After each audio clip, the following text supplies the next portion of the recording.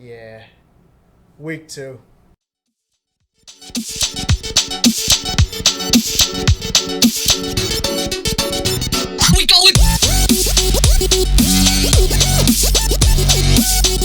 All right.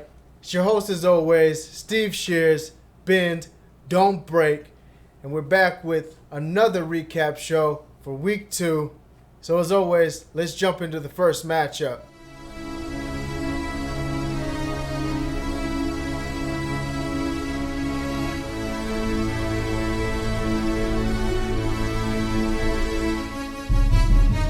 Alright guys, so let's jump into our first matchup this week.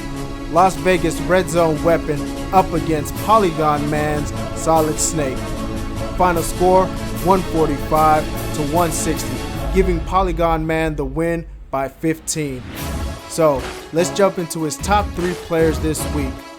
First up, we have Julian Edelman, who earned 33 fantasy points for his team from 11 catches, going for 97 yards and earning 2 touchdowns.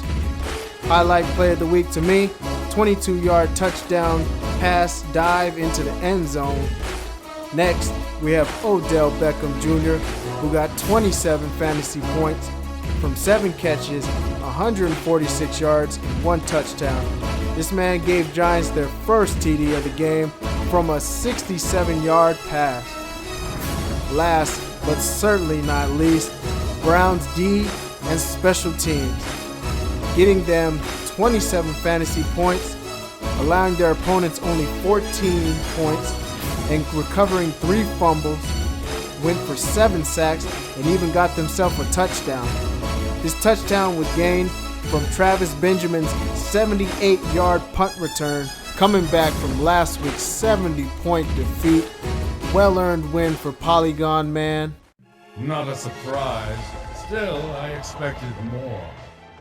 So next up, we have Lincoln to Win It versus Peekaboo. Final score 165 to 165, making this season's first tie. But since an Ultimate Pixel Showdown, there are no ties. You either win or you lose. We had to move on to the bench to get the final score. So when it came down to it, Lincoln to Win It had on his bench sitting 37 points, while Peekaboo had 75, giving Peekaboo the win by 38 points. So, going on to Peekaboo's top 3 players this week, we had Antonio Brown, who had 36 fantasy points for his team from 9 catches, 195 yards, and 1 touchdown late in the game. But the biggest play to me was a 59-yard reception while being double covered, which in my opinion should have been a touchdown. Next up, we have Randall Cobb, who earned 19 fantasy points from 8 catches and 116 yards, but no touchdowns for this man. Next, we had Matt Ryan, who had 18 fantasy points, who threw for 363 yards, got 2 touchdowns. And biggest play was a 37-yard pass to Julio Jones, setting up for an easy run touchdown later on in the game.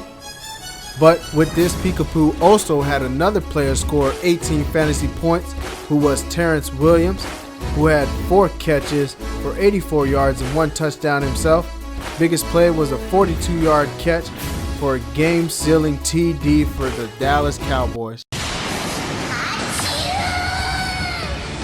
I wanna be the very best, like no one ever was. To catch them is my real test. Lincoln and Peekaboo, thanks for giving us our first tie of the season. Very, very glad to have that out the way. And Peekaboo, congratulations, your bench won it for you, MVP. So now we got Conkers Loves Titties versus Donkey Kong D's Nuts. Final score 104 to 158. Donkey Kong putting the hurt on Conkers with a 54-point lead, making Conkers the biggest loser this week. Let's hit you guys with Donkey Kong's top 3 players this week. First up, we have Emmanuel Sanders, who scored 28 fantasy points, who had 8 catches for 87 yards, 2 touchdowns. Biggest play to me this week was a 19-yard catch to bring them back into the game late in the 4th quarter.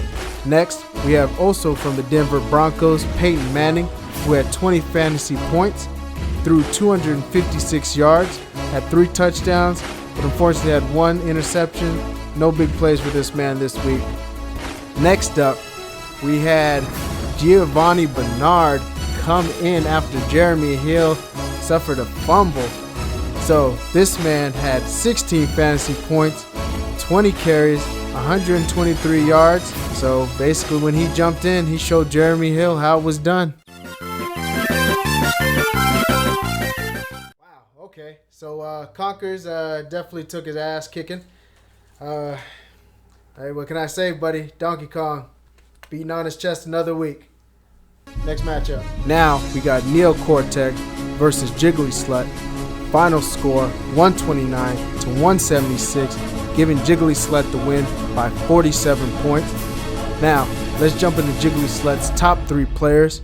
First up, we have Ben Roethlisberger, who earned 37 fantasy points, threw for 369 yards, and earned 3 touchdowns.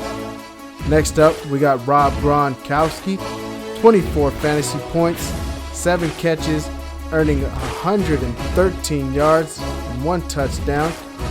Another team with 2 players taking the 3rd spot, Jarvis Landry, who had 20 fantasy points from 8 catches, 110 yards going with it. Highlight of the week, a 36-yard catch from a wobbly pass coming from Tannehill. Next up, Jordan Matthews, who also got 20 fantasy points, had 6 catches, 80 yards, and 1 touchdown. Highlight this week, he was the only Philly player to score a touchdown for the team with a late in the game 6-yard touchdown.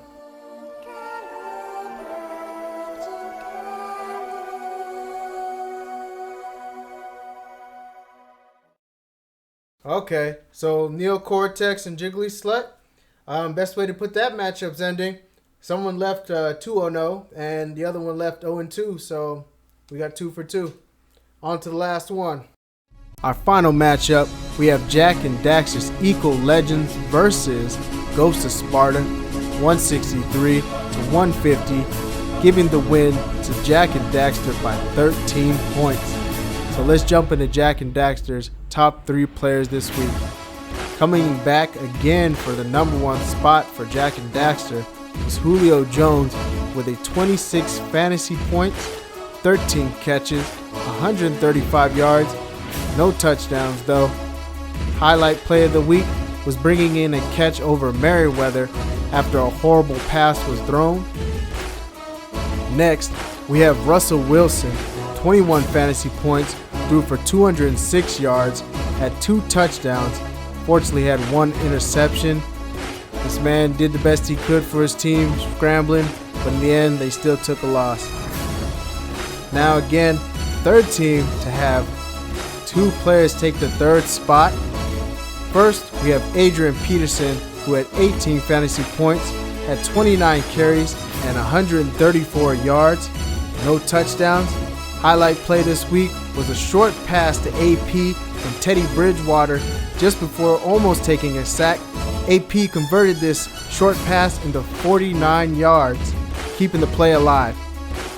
Last, but certainly not least, we have Chandler Jones, who had 18 fantasy points, 6 total tackles, and 3 sacks.